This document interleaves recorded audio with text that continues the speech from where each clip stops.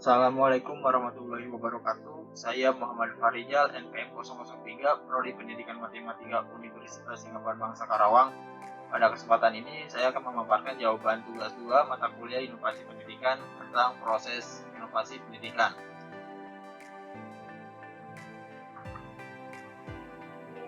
Pertanyaan pertama, jelaskan pengertian tentang proses keputusan inovasi.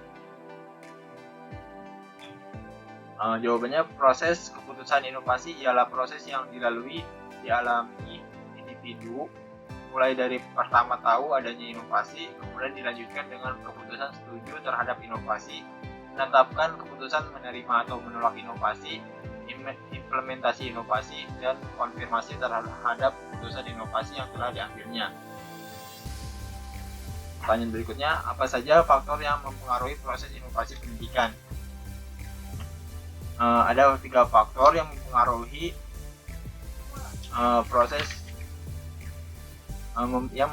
proses inovasi pendidikan. Pertama, faktor kegiatan belajar mengajar. Sebagai alasan mengapa orang memandang tugas guru dalam mengajar mengandung banyak kelemahan tersebut, antara lain dikemukakan bahwa keberhasilan tugas guru dalam mengelola kegiatan belajar mengajar sangat ditentukan oleh hubungan interpersonal antara guru dengan siswa. Lalu, kegiatan guru di kelas merupakan kegiatan yang terisolasi dari kegiatan kelompok. Apa yang dilakukan guru di kelas tanpa diketahui oleh guru yang lain. Ada juga apa yang dilakukan guru di kelas seolah-olah sudah merupakan hak mutlak tanggung jawabnya. Orang lain tidak boleh ikut campur tangan. Padahal apa yang dilakukan mungkin masih banyak kekurangannya dan masih banyak lagi. Lalu, faktor internal dan eksternal. Faktor internal yang mempengaruhi pelaksanaan sistem pendidikan dan dengan sendirinya juga inovasi pendidikan ialah siswa. Siswa sangat besar pengaruhnya terhadap proses inovasi karena tujuan pendidikan untuk mencapai perubahan tingkah laku siswa. Terus ada juga faktor eksternal yang mempunyai pengaruh dalam proses inovasi pendidikan ialah orang tua. Orang tua murid ikut mempunyai peranan dalam menunjang kelancaran proses inovasi pendidikan, baiknya sebagai penunjang secara moral membantu dan mendorong kegiatan siswa untuk melakukan kegiatan belajar sesuai dengan yang diharapkan sekolah, maupun sebagai penunjang pengadaan dana. Lalu ada sistem pendidikan, pengolahan dan pengawasan. Penanggung jawab sistem pendidikan di Indonesia adalah Departemen Pendidikan Nasional yang mengatur seluruh sistem berdasarkan ketentuan-ketentuan yang diberlakukan. Selanjutnya, jelaskan mengapa dalam proses keputusan inovasi tidak dapat berlangsung seketika, tetapi harus membutuhkan jangka waktu yang panjang. Karena dalam mengambil keputusan perlunya mempertimbangkan gagasan baru yang dibuat, apalagi ini keputusan inovasi, maka dari itu perlunya pertimbangan yang baik dalam menerapkannya agar berjalan dengan baik. Roger dalam tahun 2010, proses keputusan inovasi terdiri dari 5 tahap, yaitu tahap pengetahuan, tahap rujukan, tahap keputusan, tahap implementasi, dan tahap konfirmasi. Sebutkan dan jelaskan ciri pokok keputusan inovasi yang membedakan dengan tipe keputusan lainnya. Perbedaannya dengan tipe keputusan yang lain ialah dimulai dengan adanya ketidaktentuan tentang sesuatu inovasi. Misalnya, mengambil keputusan untuk mengganti penggunaan kompor minyak dengan kompor gas.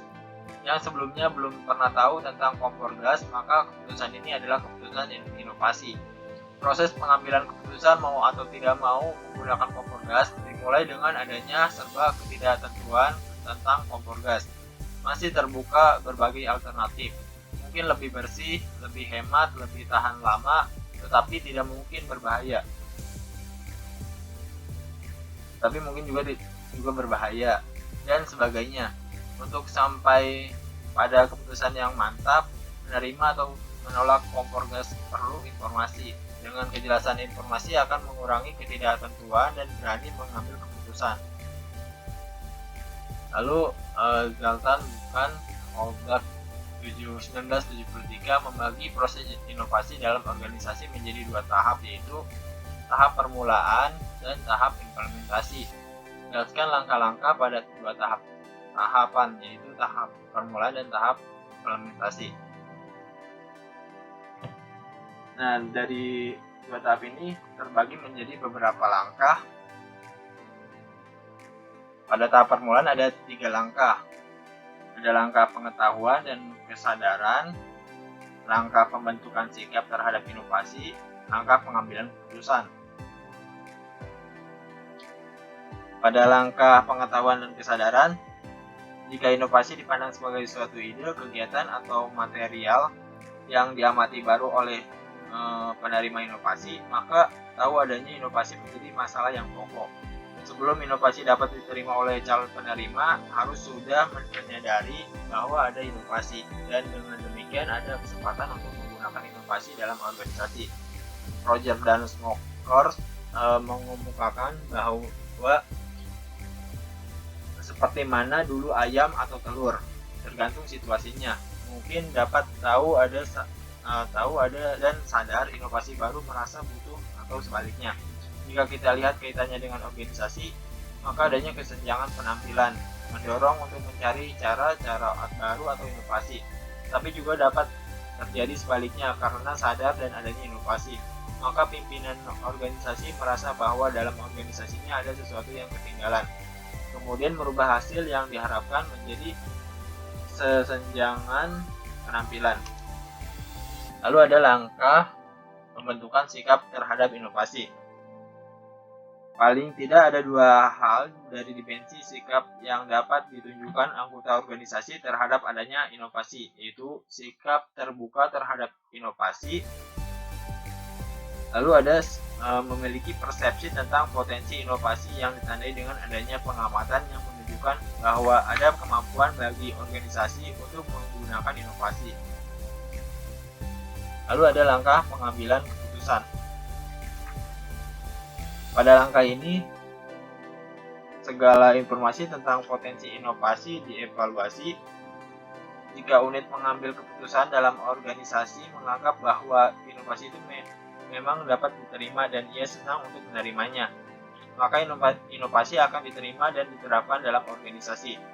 Demikian pula sebaliknya, jika unit mengambil keputusan tidak menyukai inovasi dan menganggap inovasi tidak bermanfaat, maka ia akan menolaknya.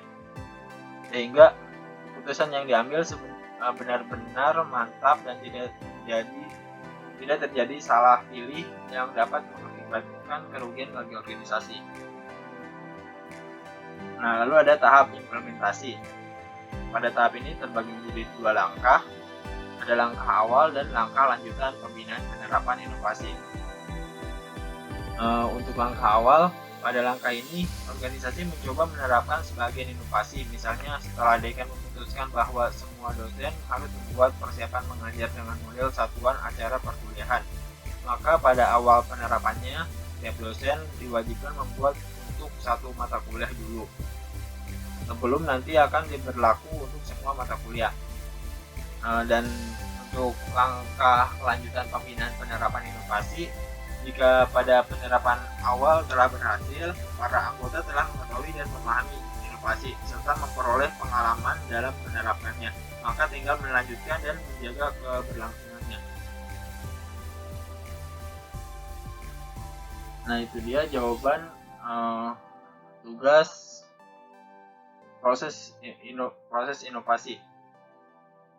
Sekian, kurang lebihnya mohon maaf. Wassalamualaikum warahmatullahi wabarakatuh.